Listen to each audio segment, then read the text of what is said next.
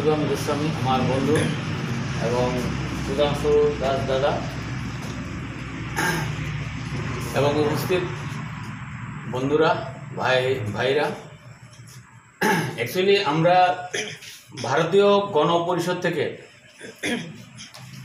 ওনাকে যে আমরা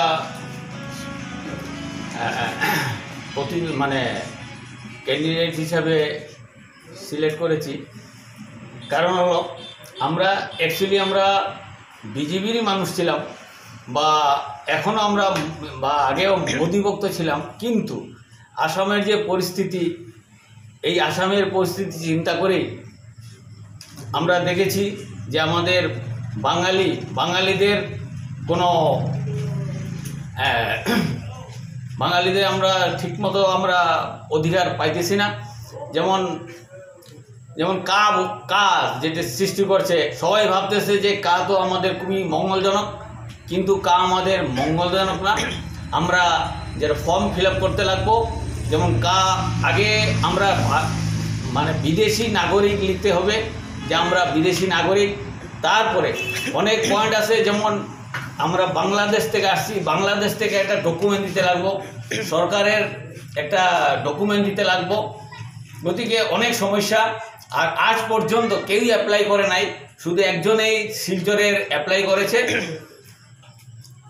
আরও অনেক সমস্যা, যেমন আমাদের বসুন্ধরা 2-তে যেমন মাটি পাট্টা দেওয়া হলো, কিন্তু আমরা বাঙালিরা বা মাইনরিটি মুসলিম বাঙালিরাও কেউ আমরা এই মাটি পাট্টা পাইনি। তো এইগুলা প্রতিবাদ করতে এখন আপনারা হয়তো ভাববেন যে আমরা একজন বা দুইজন বা চারজনকে দিল্লি পাঠায় কি করবো, আর ওরা তো মিনিস্ট্রি করতে পারবে না। কিন্তু আমরা মিনিস্ট্রির চিন্তা না, আমরা যে বাঙালিরা নির্যাতিত, এই সংবাদ যাতে আমরা দিল্লি পৌঁছাতে পারি, তার জন্য আমরা একজন 4-5 জন আমরা প্রতিদ্বন্দ্বী করতেছে।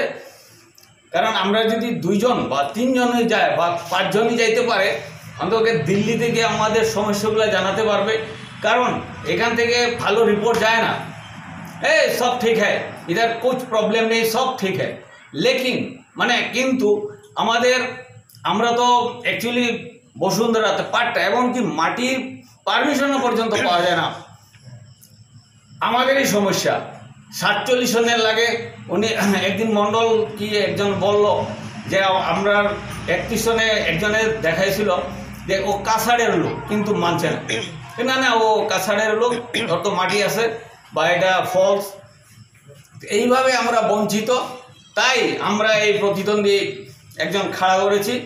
যদি উনি জিততে পারে, আমাদের সমস্যাগুলো অন্তত দিল্লি পৌঁছবে, পার্লামেন্টে এই আমাদের সমস্যাগুলো উঠাবেন, যদি এইগুলো আশা করে।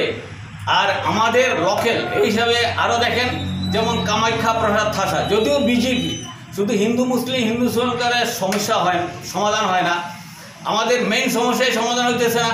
বা আমরা আজকে গোলাঘাট কোথায় উনার জোড়াট ঘর, আমরা তো ওনার সাথে কোনো যদি প্রবলেম হয়, ওনার সাথে আমরা যোগাযোগও করতে পারবো না। কিন্তু এবং বাঙালি ক্যান্ডিডেট, বাঙালির সমস্যা উনি বেশি বুঝবেন, আমরা যে কোনো সময় ওনার সাথে দেখা করতে পারবো। কিন্তু আমরা তো ওই জোড়াট বা ডিব্রুগড় কোথায় থাকেন ওনারা, আমরা তো দেখা করতেই পারবো না।